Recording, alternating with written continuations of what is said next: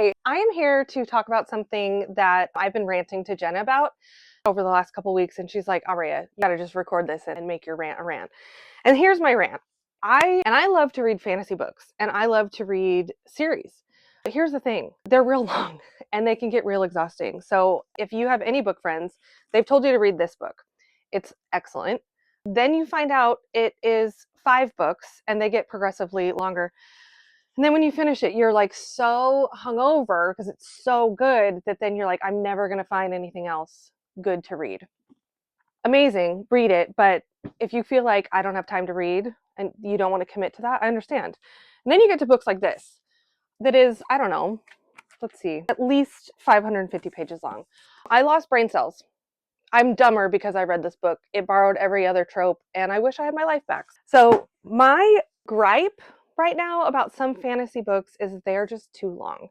And I think that we are, as a book community, forgetting that really wonderful stories and just excellent experiences can happen in a really short number of pages. So I am going to talk about 5 different books that are less than 200 pages that will inspire you to read if you don't think you have time to read, help you with a book hangover if you put down a book that you loved and you don't know what to do next, or if you are on a 3-hour layover. So this is in no particular order. I'm just going to pick up these books and they're all totally different. This one I just read, and this is part of why I was inspired to make this video. This just came out, I think on February 10th, so it came out less than a week ago. This is by Ali Hazelwood. It's called Two Can Play. It is exactly 187 pages long. Listen, I will read any and everything that Ali Hazelwood writes. But what a little treat. I got this on a Friday night, read it for like an hour, finished it in the morning with my coffee. And basically what it's about is these 2 adults, they live in Seattle, so that's fun for me because I'm from Seattle. And they are working at opposing video game developing companies.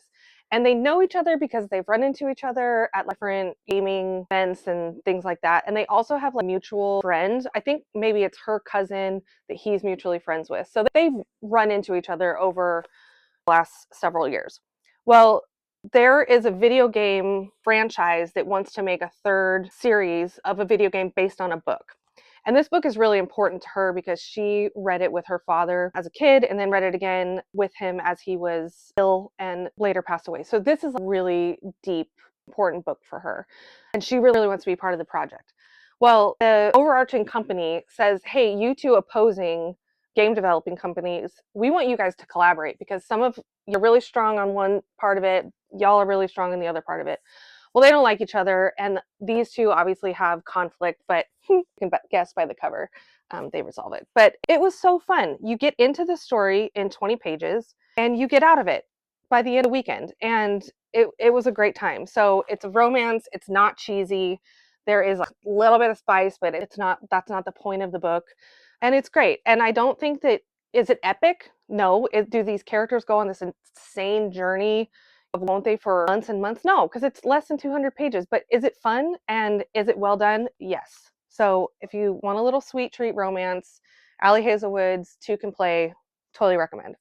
This is a wild choice to even share, but listen, this is H.D. Carlton's Satan's Affair. Technically, this is a prequel to the Haunting and Hunting Adeline series, and I'm not recommending those here, but I am recommending this one. You can just read it as a standalone. The Haunting and Hunting Adeline are like dark romance, like full trigger warnings. You should prepare yourself before, if you ever decide to read those. But what this book is about, the main character's name is Sibby, and she works at a traveling haunted house that travels with county fairs in the haunted house. So she's like one of the ghouls that jumps out and scares people, right? She's also a complete psychopath, and she's also very bratty, and that's part of her character. But she works in these haunted houses, and she believes in her mind that she can smell evil people.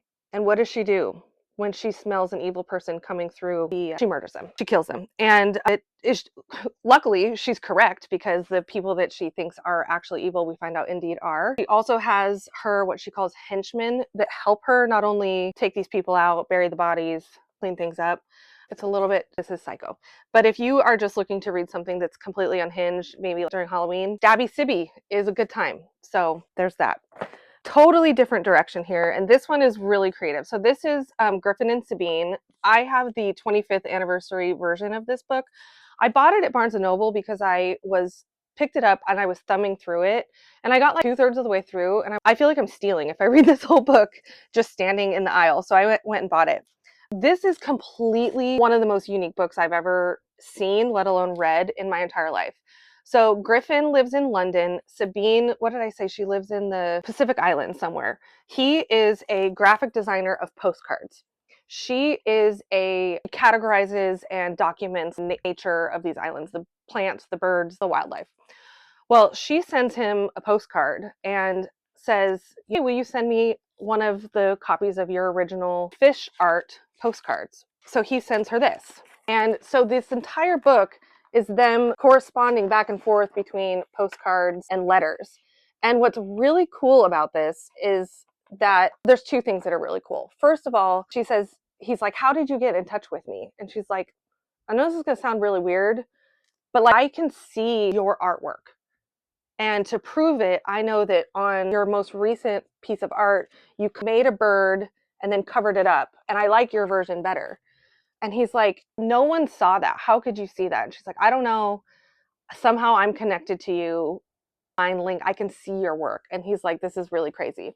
So the other thing that's really cool about this book is it's like interactive. So there's fold out letters of their correspondence, and you can literally read this in probably 30 minutes. Also, cool thing about this, it was kind of expensive. It was $25. So I went to my local library and it took me like, I don't know, 10 minutes to convince a librarian that these are not children's books, because they're not. But I'm like, "Can you get me these other library books?" And once she was like, "Oh, these are not kids' books," she ordered the rest of the series for me through an interlibrary loan. So check your local library. This is really interesting, really fun. This is the book called I Who Have Never Known Man by Jacqueline Hartman. This book is fascinating. So first of all, 172 pages long. And we did this for book club and it was fascinating. So this story is, I would call it dystopian mystery. So this is about, our main character is one of 40 women that are imprisoned in an underground bunker. Why? We don't know. They're watched by guards. So our main character, she's youngest. I think she's supposed to be like 13 or 14 or 15 when we meet her. She has no recollection of anything prior to being in the bunker. Some of the older women do. They remember being on Earth. They remember real society. There's no violence. They're just in a bunker. They make their food. They have kind of daily routine between all these women. Because our main character is the youngest and has no recollection of anything but prior, she is still almost in the imaginative pretending stage. You think about little kids, when's the last time you played pretend? Well, she's like just barely still there. And so she starts basically in her mind making up her own stories and like she's having her own experience in her mind where all of these other women are only experiencing community within this bunker. And one of the women is like, "What are you doing? You need to tell me what you're thinking about. What are you doing?" And she's like, "Actually, I don't have to do that."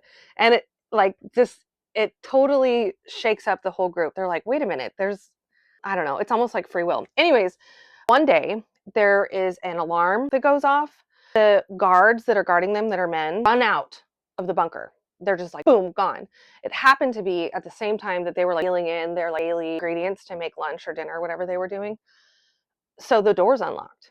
So for the first time, these women are like, "We can leave? Like, should we leave? What if it's like, what's out there?" Because they have no idea. They don't know if they're on Earth. They don't know where they are. They have no idea. So they're like, "Well, what if we're in this bunker because it's safe and above the surface is not safe? And like, what was that alarm?" So what do we do next? This book, it is dystopian. So it's really weird, but it is, I guarantee, one that you will continue to think about and continue to think about. The ending is so good. The only tragic part of it is that the author is no longer alive. And what I want so bad is a sequel to this book. I don't know, but it is super, like our book club, when we were discussing it, we're like, well, we could almost make up what we think is going to happen next or had happened next. So it's fascinating, and it's 100, like I said, 71 pages. Try it. I have two more. So Small Things Like These by Carrie Keegan. This again was on like major top bestseller list of 2025. It was in Oprah's book club for 2024. It says here the New York Times top 100 books of the 21st century. This book was turned into a movie starring Cillian Murphy. He doesn't do anything that's not excellent, right? So don't take my word for it. This is set in a small town in Ireland. Our main character's name is Bill Furlong, and he's a coal merchant in a very small town. It's set around Christmas time, which is obviously, as a coal merchant, your busiest time. This is not a Christmas book, but it is wintry, set around those times. And what this book is about is he is a very respected community member. He's a major employer in this town. Part of Christmas season is he's giving his workers like bonuses, and nobody in this town is rich, and he's certainly not rich, but he's highly respected. He's had to earn respect from his community. He has a wife and 2 daughters that obviously love him, and because he's a great guy. But on his rounds leading up to Christmas, he discovers something when he's making a delivery, and he's really conflicted about what to do with it, because he's like, I'm just the delivery. I don't want to mess up my business. That technically is none of my business. It's happening with y'all. Not my problem, also not my business. But he's like really conflicted about it. And he ends up bringing it up to 1 or 2 other pillars of the community. And they're like, I kind of know what's going on over there, but like, we don't want to ruffle the feathers. Like, just stay in your lane, keep your family in a good place, just move on. And so the whole story is basically about him deciding how he's going to intervene in something that he's uncomfortable with.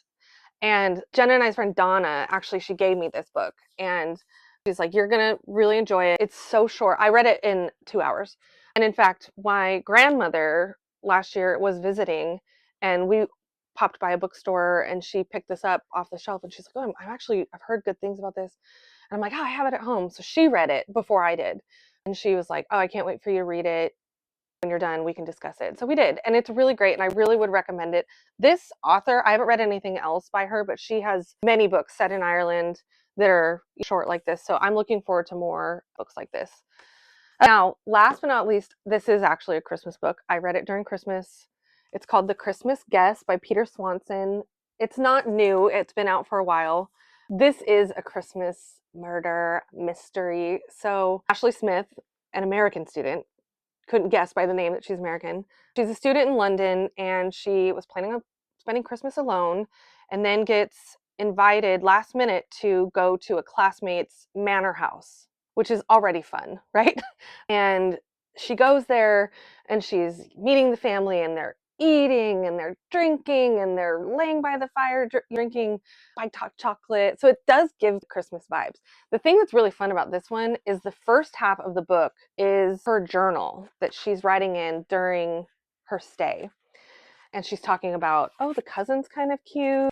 So getting her perspective from her journal, obviously unreliable because it's one person's perspective in their own journal. Well, then the second part right here, brutal murder on Christmas Eve. 2 London students attacked returning from festive night at Cotswold Pub. And so then you get the points of view of some of the other characters and what happened and who was murdered and who was involved. Ate it up. As much as I love the Christmas rom-coms and the Christmas feel-good stories, like a Christmas murder, come on, that's so fun. So let me tell you how many pages this one is. 96. Can you get much better than a Christmas murder in 96 pages?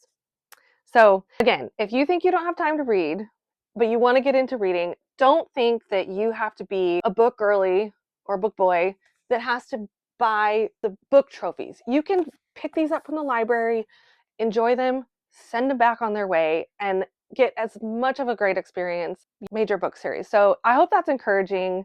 And I just want to say happy reading. And also, audiobooks count as books, in my opinion. So you can always read while you're driving or while you're cleaning. So anyways, happy reading.